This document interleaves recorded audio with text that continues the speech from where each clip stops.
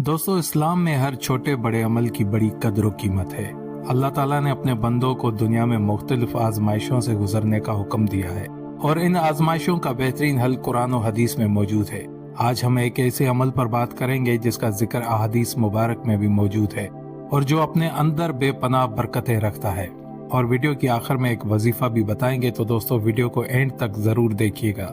दोस्तों, ये अमल है चूंटी को दाना डालने का, जो न सिर्फ रिज़्क में बरकत का सबब बनता है बल्कि बीमारियों से निजात और अल्लाह ताला की खुशनुदी भी हासिल होती है। चूंटी जैसी नन्ही सी मखलूक का जिक्र कुरान पाक में भी आया है और इससे साबित होता है कि अल्लाह ताला ने इसकी तख्लीक को भी निहायत ही अहमियत दी है। चूंटी को दाना डालना एक ऐसा अमल है जो बज़ाहिर छोटा मालूम होता है, लेकिन इसका असर निहायत ही अजीम होता है। इस अमल से इंसान के दिल में रहम व करम का जज्बा पैदा होता है और अल्लाह ताला की मखलूकात के साथ हमदर्दी करने का दर्स मिलता है। जब हम चूंटी को दाना डालते हैं, दाना डालने से मुराद दोस्तों आप चूंटी को चीनी डाल सकते हैं। ये अमल हमारे रिज़्क में बरकत का सबब बनता है। अल्लाह ताला की रहमत उस बंदे पर नाजिल होती है जो उसकी मखलूकात की परवरिश में हिस्सा लेता है।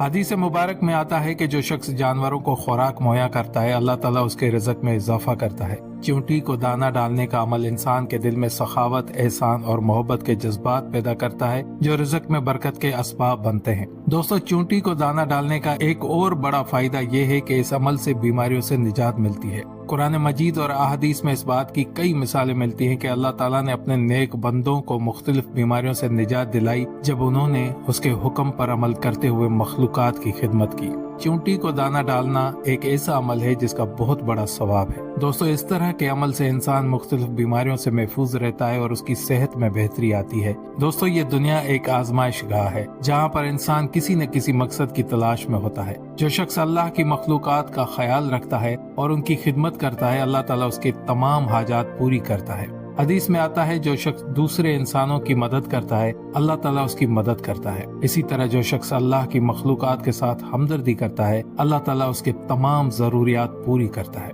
दोस्तों, चूंटी को दाना डालने से पहले अल्लाह के नाम का विर्द करना निहायत ही बरकत वाला अमल है। जब हम अल्लाह के नाम को दिल से याद करते हैं और फिर उसकी मखलूक को खुराक देते हैं तो अल्लाह ताला हमारी दुआएं कबूल फरमाता है। इस अमल से न सिर्फ हमारी नीयत खालिस होती है बल्कि अल्लाह ताला की खुशनुदी भी हासिल होती है। सबसे पहले दोस्तों, अल्लाह के 99 नामों में से 2 नामों का विर्द करना है, या रज़्ज़ाक़ो या रहमान। इस 2 नामों को दाना डालने से पहले आपने 300 मरतबा पढ़ना है, अव्वल आखिर 11 मरतबा दुरूद पाक के साथ। उसके बाद चूंटियों को दाना डालना है। ये अमल सुबह के वक्त या शाम के वक्त अंजाम दिया जा सकता है।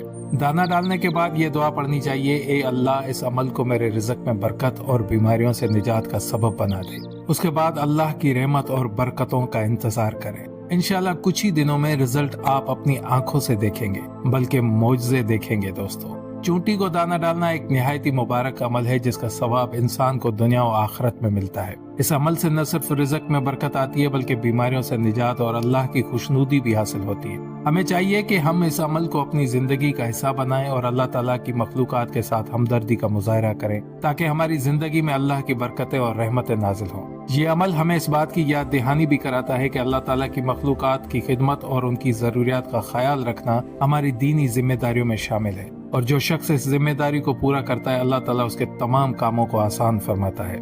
ए अल्लाह, हमें अपनी मखलूकात की खिदमत करने की तौफीक अता फरमा और हमारे रिज़्क में बरकत डाल। हमें दुनिया और आखिरत में कामयाबी अता फरमा और हमारी बीमारियों को दूर फरमा। दोस्तों, चूंटी को दाना डालने का अमल बज़ाहिर छोटा लेकिन निहायत ही अजीम असरात का हामिल है। इसको अपनी जिंदगी का हिस्सा बनाकर हम अल्लाह ताला के बेशुमार बरकतों और नेमतों से मुस्तफीद हो सकते हैं। अल्लाह ताला हमें इस अमल को इखलास के साथ अंजाम देने की तौफीक अता फरमाए। आमीन या रब्बुल आलमीन।